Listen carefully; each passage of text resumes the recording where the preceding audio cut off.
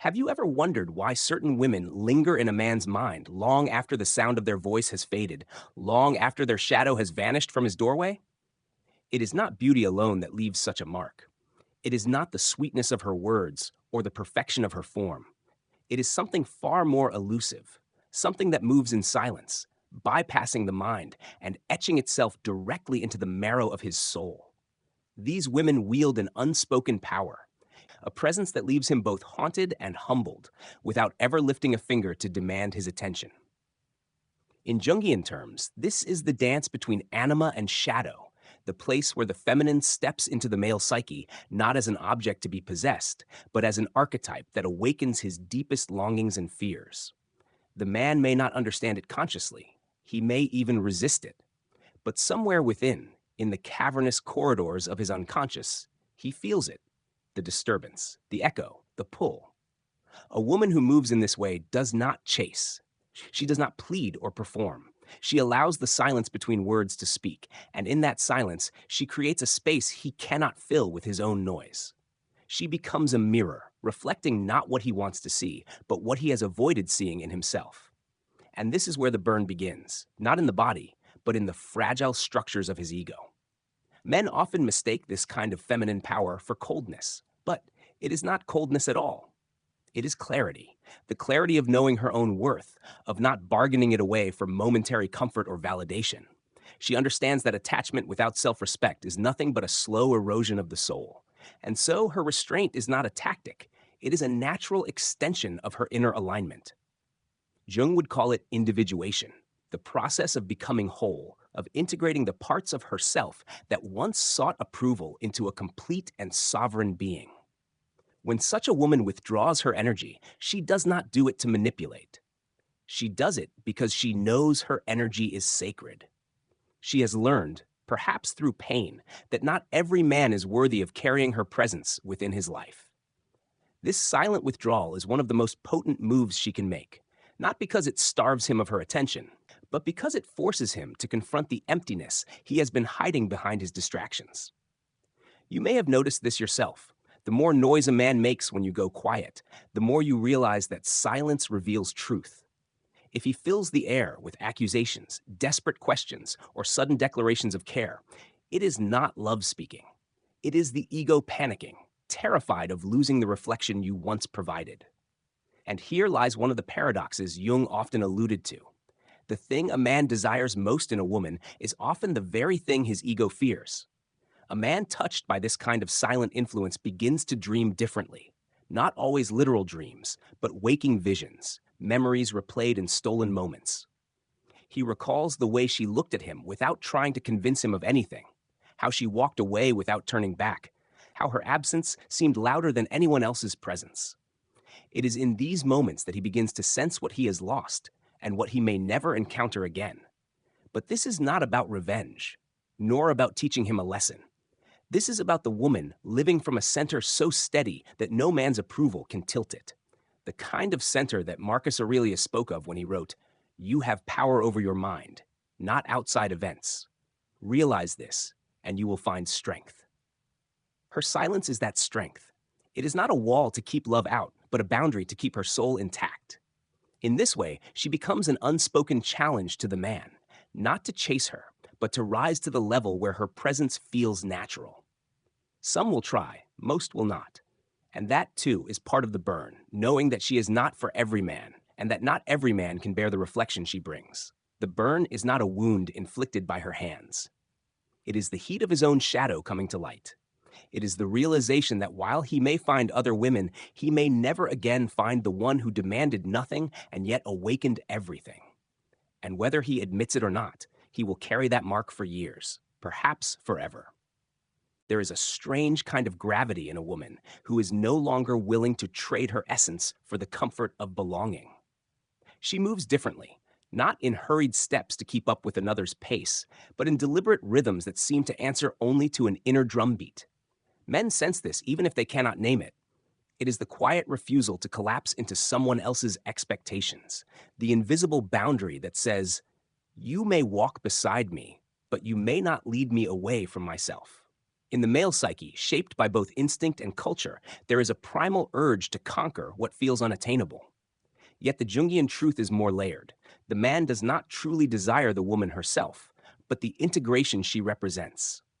Her silence, her detachment, her centeredness. These awaken in him an awareness of his own incompleteness. He feels the split between his persona, the mask he wears for the world, and the raw and unformed self beneath. And this gap burns. This is why her quiet presence can feel so dangerous. She is not a storm that overpowers. She is still water that reflects every flaw in the beholder. Stillness is a terrifying mirror for someone who has spent years avoiding himself. In her calm, he sees his restlessness. In her confidence, he feels his insecurity. In her absence, he confronts his dependency. She has not criticized him, not shamed him, yet he feels the sting of her truth as if it were a blade. For the woman, this is not a game. She understands that her silence is not a weapon, but a filter. It lets pass only those who can stand in its presence without the urge to control or diminish it. It draws forward men who have begun their own shadow work, who can meet her not as a mirror for their ego, but as a partner in the shared journey toward wholeness. There is an ancient wisdom in this. The Stoics understood it well. Seneca wrote that he who is brave is free. Freedom, in the deepest sense, is the courage to exist without the chains of needing to be understood, validated, or chosen. The silent woman embodies this freedom. She does not chase what drifts away, nor does she grip what begs to stay. She lets what is meant for her remain without force, and in doing so, she teaches by example the rare art of self-possession.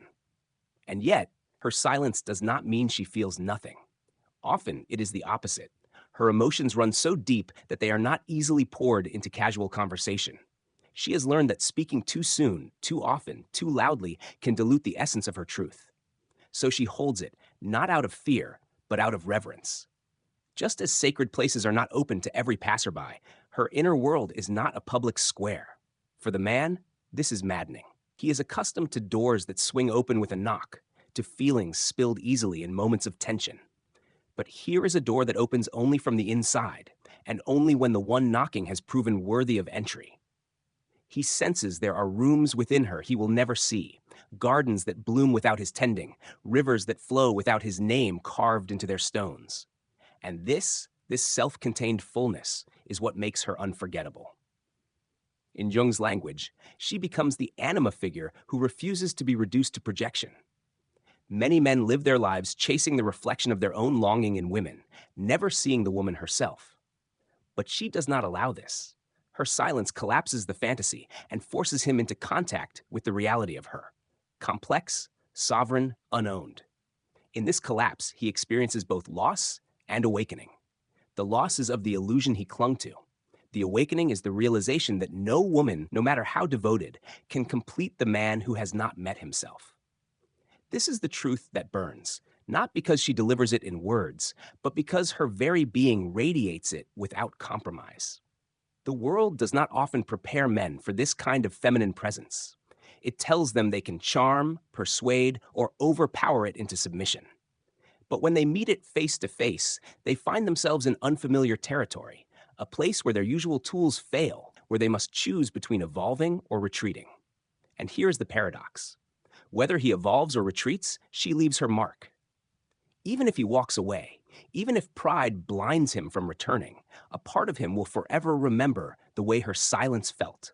Not like punishment, not like rejection, but like standing at the edge of a vast and sacred space he was not ready to enter. Some men will spend years trying to name the feeling she left behind.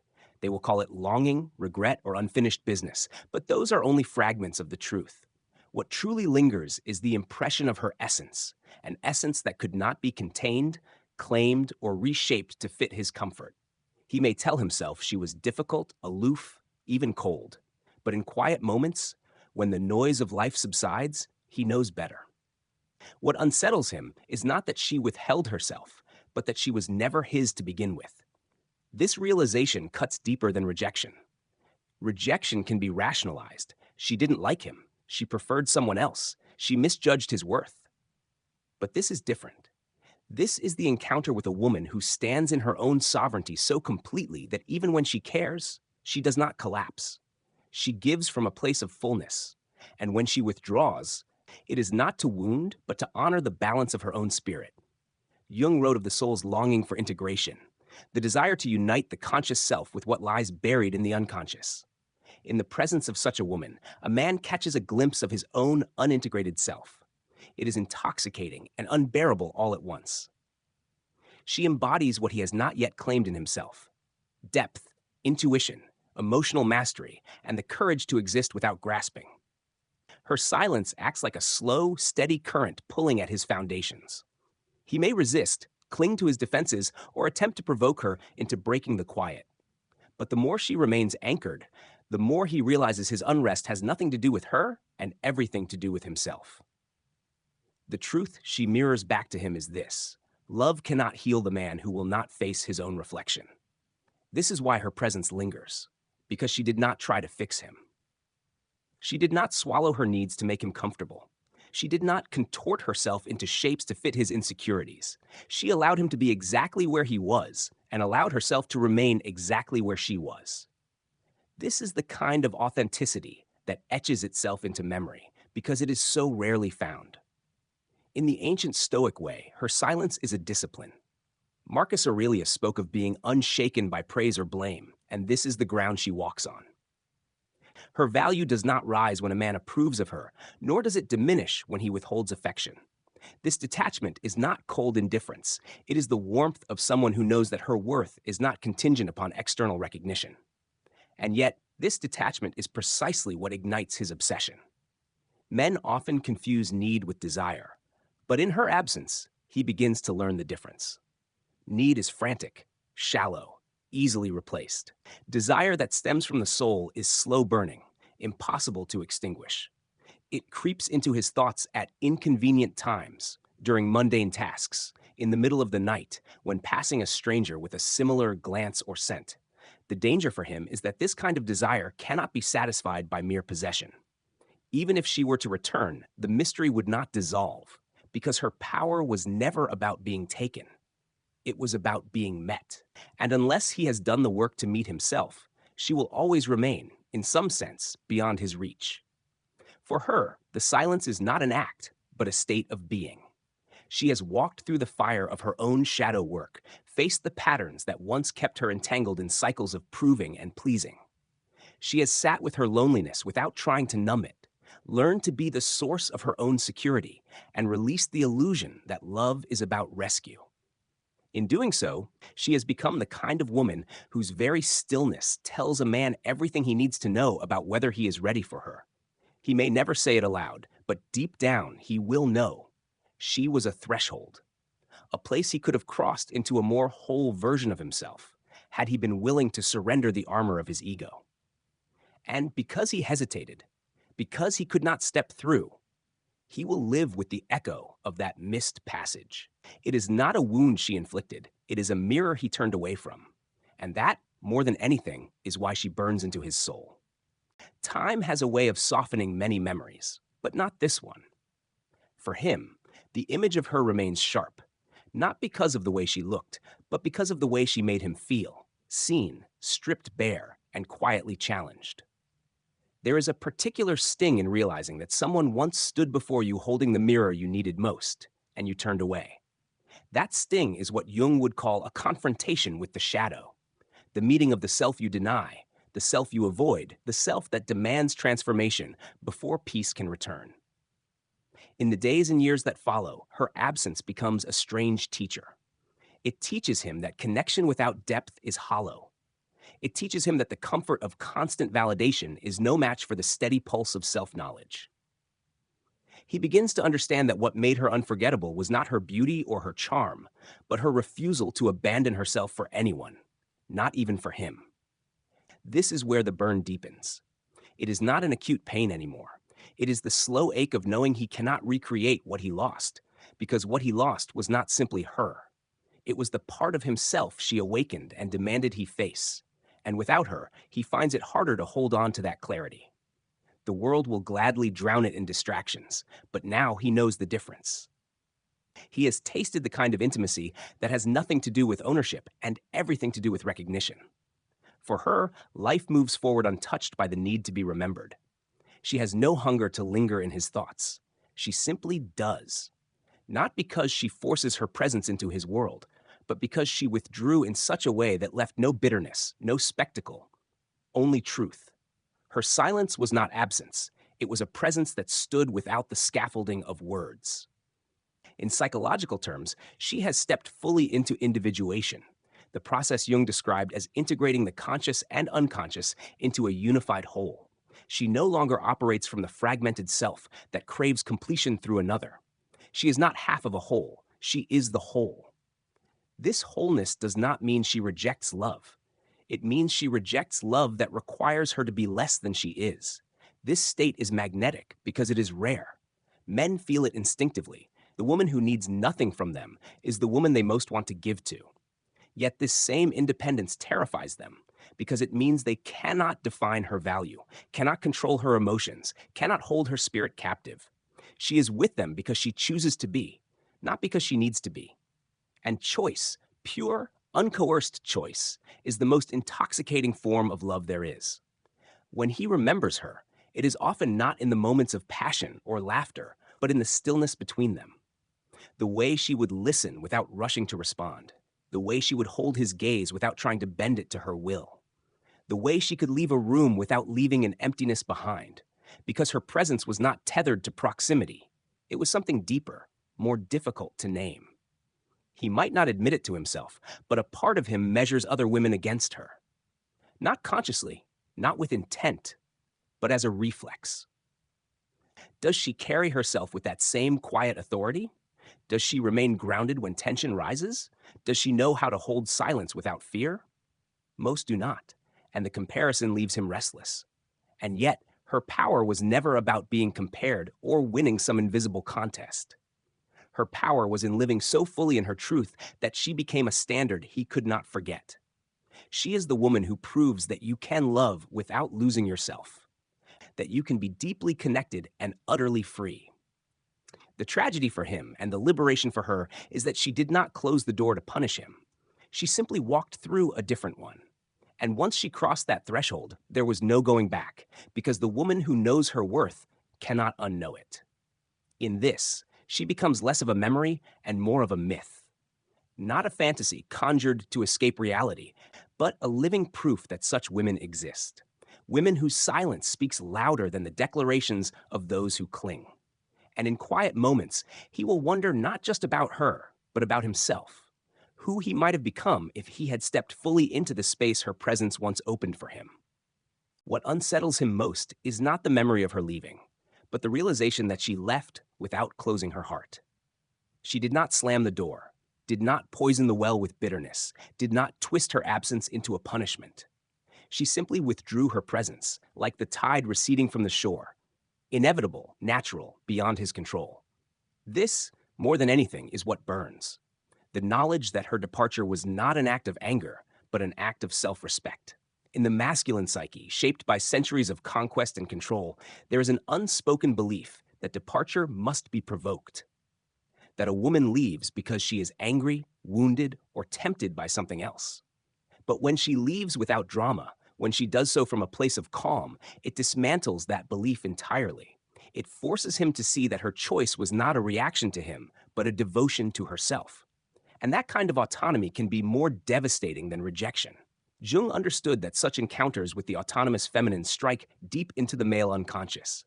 She becomes, in his mind, not just a person, but an archetype, the self-contained, self-directed woman who exists beyond his possession. She embodies the part of his anima he cannot control, and that realization makes her image eternal. For her, there is no malice in this role. She is not trying to haunt him. She is simply living in alignment with her own center, choosing what nourishes her and walking away from what drains her. She knows that love, to be worthy of her, must come from a man who has faced himself. Anything less is not partnership, but dependency dressed in romance. This is the essence of her silence. It is not emptiness, but a refusal to fill space that is not hers to fill. In that space, he must confront the echoes of his own mind. Without her voice to drown it out, he hears the noise of his restlessness, the hollow ring of his justifications, the unanswered questions he once avoided. She has, in effect, given him the rarest gift, the chance to meet himself without distraction. But such a gift is not always welcomed. Many will flee from it, retreating back into the familiar patterns that keep them unchallenged. Yet even in retreat, they cannot erase the impact. Her presence becomes the standard, the quiet measure against which all future connections are weighed. And few will match it, because few are forged in the fire of self-knowledge she has walked through. She did not become this woman by accident. There were nights when her own silence felt unbearable, when she longed to break it just to soothe the discomfort of not being understood. But she learned, through pain and patience, that holding her ground was the only way to honor her truth. In doing so, she transformed from someone who sought to be chosen into someone who does the choosing. For the man, this transformation is both magnetic and maddening. Magnetic because it radiates the rare confidence of someone who has nothing to prove. Maddening because it renders all his usual tactics powerless. He cannot lure her with promises, cannot sway her with attention, cannot frighten her with withdrawal. She is already whole. She does not need his presence to confirm her value. And this is the one thing he cannot offer without first confronting his own incompleteness. In moments of brutal honesty, he will realize that what he misses is not just her. It is the man he might have been in her presence. She was a mirror, not of his flaws alone, but of his potential. In her stillness, he glimpsed the possibility of depth, of courage, of a love that did not demand his dominance, but his integrity. And when he failed to rise to meet it, the loss was not of her body or her attention. It was of that vision of himself. She, meanwhile, does not carry his absence as a wound. She carries it as a lesson, that not every man will meet her where she stands, and that her worth is not diminished by their inability to do so. In this understanding, she finds peace, the kind of peace that is not dependent on who stays or who goes, but on the unshakable knowledge of who she is. And so the burn remains, not because she said it, but because he lit it himself. The moment he realized that her silence was not the absence of love, but the presence of strength. There comes a point when he stops trying to explain her to himself.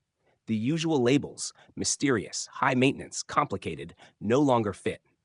He begins to understand that these words were merely shields, flimsy excuses to protect his ego from the truth. And the truth is simple. She lived in a realm he had not yet entered.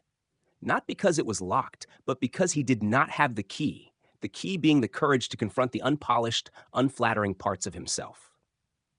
In Jung's framework, her energy belongs to the fully individuated feminine, an archetype that refuses to be reduced to a man's projection.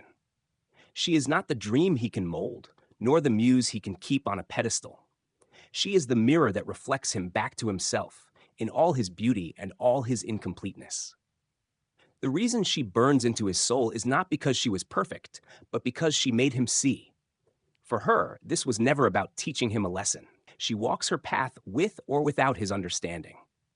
The deep feminine does not seek applause for being true to itself.